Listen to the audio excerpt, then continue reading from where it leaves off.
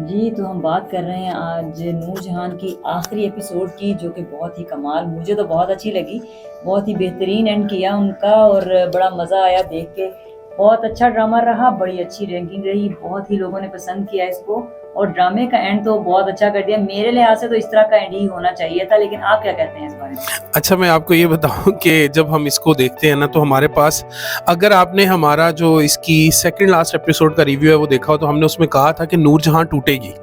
और वो नूरजहां टूटी क्योंकि एक्सपेक्ट यही हो रहा था, जब सारे छोड़ जाएंगे तो वो टूट जाएगी।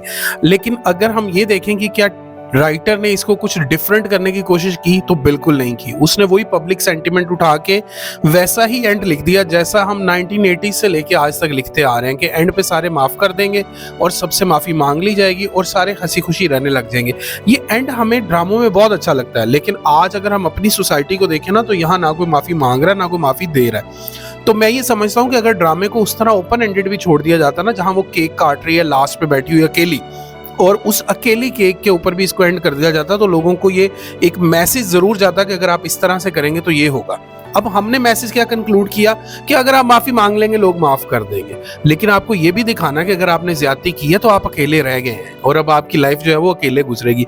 लेकिन यहाँ पे ड्रामा तो हो गया कंक्लूड, आपने मैसेज भी दे दिया, बड़ी अच्छी प्रोडक्शन थी हुमायूं सईद की। लेकिन मैं आपको ये बता दूं कि आपने इस ड्रामे के जरिए से एक अच्छी इंटरटेनमेंट लोगों को प्रोवाइड की इतने दिन। बहुत अच्छा ड्रामा था, बहुत अच्छी एक्टिंग थी, बहुत अच्छा प्लॉट था और बड़े ही जबरदस्त अंदाज से ये चला।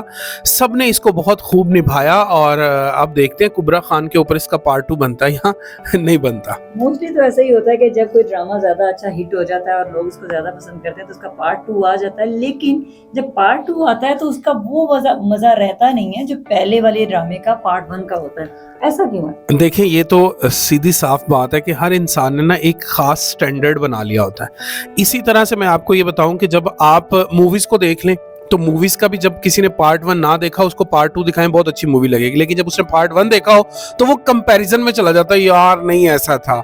इसी तरह जितने भी ड्रामे होते हैं ना, जब भी किसी का पार्ट 2 बनना होता है, जैसे लंडा बाजार बड़ा फेमस ड्रामा था, उसका जब पार्ट 2 बना तो लोगों को वो मजा नहीं आया, क्योंकि लोग उसी के आदी हो गए हुए थे। इस तरह जब लोग वो टर्किश जो सीरीज है अर्तुगरल, उसको देख रहे थे ना, तो वो चूंकि इकट्ठी देख रहे थे, तो उसमें भी यही हुआ कि जो पार्ट 1 जिन्होंने देखा तो पार्ट 2 उनको उतना पसंद नहीं आया, फिर उस्मान आया तो इतना पसंद नहीं आया। सो मकसद कहने का ये है, एक अच्छी इंटरटेनमेंट पे ARY ने इसको क्लोज किया। और अभी तो इस वक्त ARY के बड़े अच्छे ड्रामे चल रहे हैं, जिसमें बिस्मिल एक है, जिसमें कभी मैं कभी तुम वो एक है, तो अभी वो चल रहे हैं और देखते हैं अब इसकी जगह पे क्या ड्रामा आता है और फिर उसको कैसे लेके ये आगे चलते हैं। बट ओवरऑल ड्रामे को हम जो रेटिंग देंगे ना, वो 8 to 10 तो लाजमी है। बिल्कुल, जी ड्रामा तो बहुत अच्छा रहा, बहुत ज़बरदस्त प्रोडक्शन थी, हुमायूं से एक मंजे हुए खुद भी अदाकार और ज़ाहिर-सी बात है जब ये इस फील्ड में आएँगे, प्रोड्यूसर और डायरेक्टर बनने में आते हैं, तो फिर अपनी वो जो चीज़ें सीखी हुई या फिर जो उनको लग रहा था डायरेक्टर काश ये कर देता तो ये अच्छा होता,